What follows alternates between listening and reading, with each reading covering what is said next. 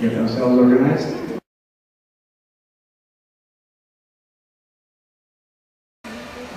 In times when there are national tragedies like this, it's a time where people come together and remember their humanity. And thank you everyone for being here tonight, supporting the Eritrean people and the victims of such tragedies and overall. I'd like to thank the community leaders that are here tonight with us, distinguished guests, and those who are friends and members of the Eritrean community. Like I said, this is a time where people come together, grieve together, support each other, share that pain. It's a time when there are national tragedies, when you'd see the world cries, you'd expect those people that represent you, your governments, your nations, fly the flags half-mast, where you expect your representatives to come out and speak on giving support to the people, to those who have lost lives. It's unfortunate that those who were lost last week, the Eritreans who were lost last week, did not get that honor. This is very, very unfortunate, where they have been oppressed, have lived without hope. They've lost their life searching for hope, yet they don't even get the recognition that they deserve as human beings. I'm sorry for those who probably would think, I apologize in advance, because such tragedies should not be about politics but about human beings. But unfortunate, when there are such victims of this kind of victims, you'd ask, why did this happen? Why wasn't there anyone to help these victims? Why did they actually leave their country? Why did they take such risk? To risk the death of their children, a life that they may have had? Sharing the sad news that we have gone through the week. We take time of reflection, we sit together, and there are members of our community who have lost loved ones in this tragedy. It is really affecting every human being walking on this planet now to see such a tragedy. It is not who they are, it's the way they have been treated. It's where they die, it's not the question, it's how they die. Their plea was not heard at all. And we said as a community, it is time to give everyone a reflection. And I'm sure we as a community have a great responsibility to reflect the feeling, the sorrow, the agony of our people back home, anywhere in the world. And this story is today to us, and tomorrow can be to anyone. If we don't start united, if we're not united to share such sad loss, when can we live?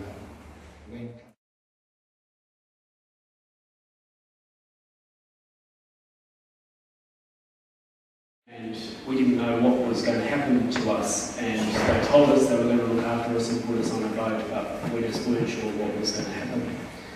And then we were put on a boat, and we thought we then had some hope. And reading his story, his words, as he said, then when tragedy struck and everyone became very excited on the boat, and no one knew what was happening, and the next thing we knew, in the water, and then some of us made it and some of us didn't. It was a very, I think, strong and sobering reminder to someone who has grown up here in Australia and taken a lot of these freedoms and privileges for granted. A very strong reminder just what people will do, as we've heard before, to have a life. And it's a very, very strong reminder to all of us, including us sitting in Parliament are aware of due to refugee service, keep us informed of what's happening around the world, the movement of millions and millions of people and the risks that people take.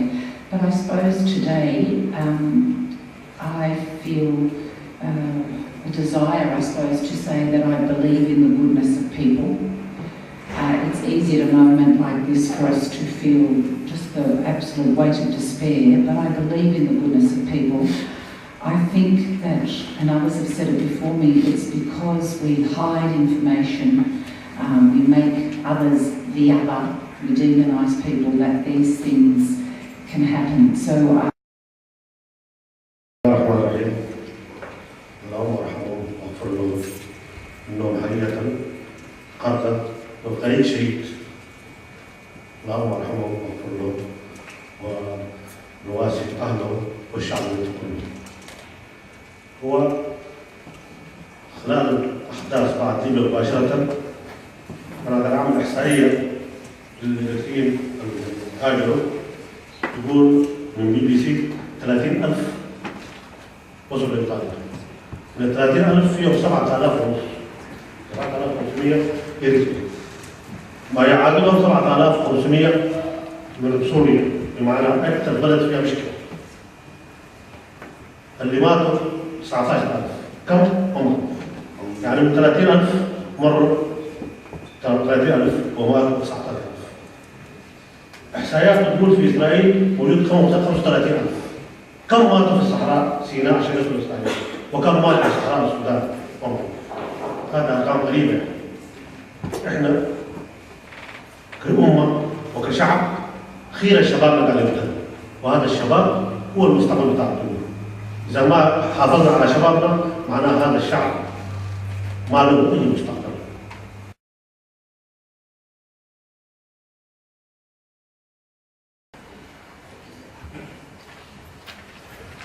بسم الله.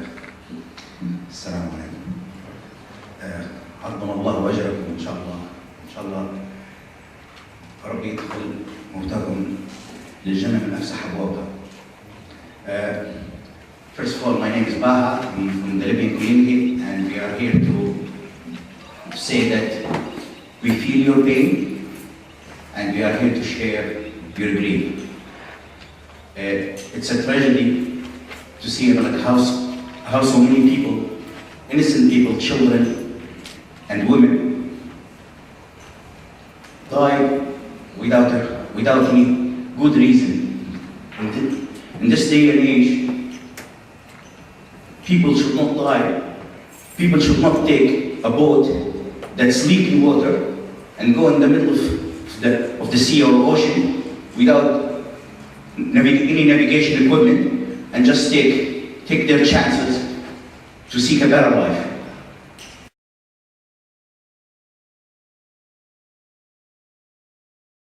In fact, it's very sadly to come together in this room to remember the people that lost their life in cities that have nothing to do with their geographical area. And I myself left my country and traveled a lot to come to Australia, and I can understand what is moving that people to leave their country and go wherever possible that they can go. I understand that the time is very limited and there's a rare time that we have to rush to pray, but I would like, on behalf of the Somali community, I would like to share with you this sad day. I ask our God to give mercy and forgiveness to those who lost their life. Good evening, everyone. I am a 24-year-old Eritrean refugee currently staying in Australia on bridging visa. I am here to say few words as we all mourn the death of over 300 innocent souls in Lampedusa. I could have been one of them had I decided to try the Libyan, then Italy road to human dignity.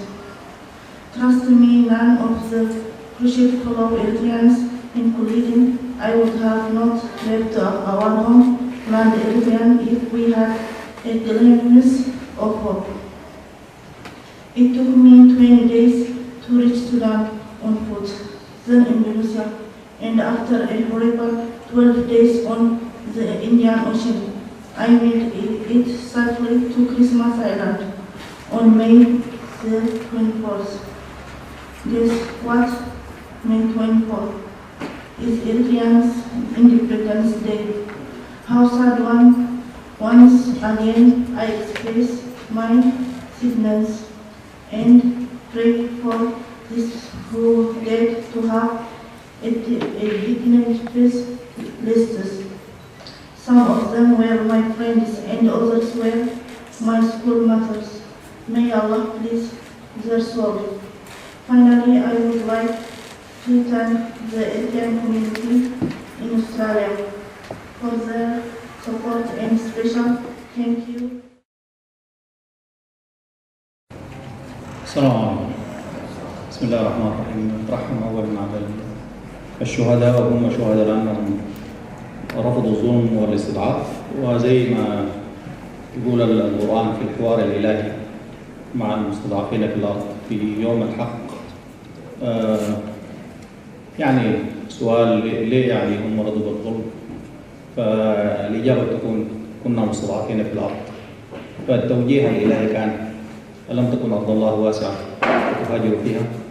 فالكلام ده بينسجم مع الإعلان العالمي لحقوق الإنسان اللي هو بيسمح أو بيعطي الحق لأي إنسان بحرية الحركة وحرية التنقل اللي غام في أي بلد. وللأسف الشديد يعني بلادنا الأفريقية أصبحت عبارة عن سجن، يعني إذا كان في الإرترية أو في السودان أو So I just would like to send my condolences from the community, but also I just would like to use this opportunity for all of us to sit down and reflect about what has happened and what we can do as individuals, what we can do for this to prevent this tragedy to happen again. أحي تبلي أجوخي فتارلو سماي بزي عندي أبلعلي زسفرو سلميتو ينبر رخاي ولحيو أحي تبلي تسبخياي تبرزيو